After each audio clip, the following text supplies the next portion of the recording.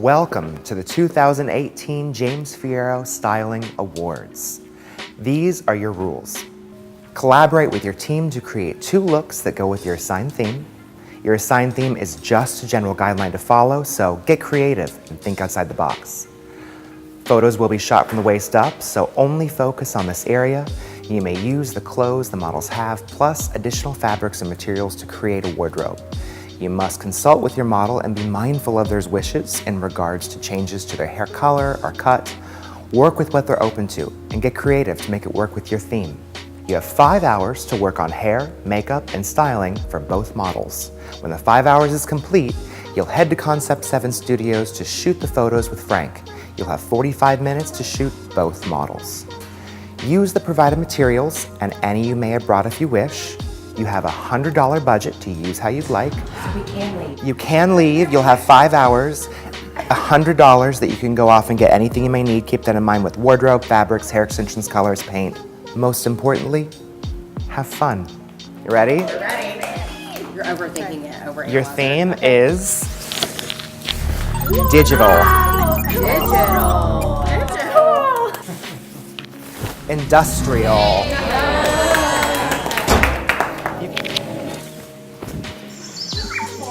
Naturistic. You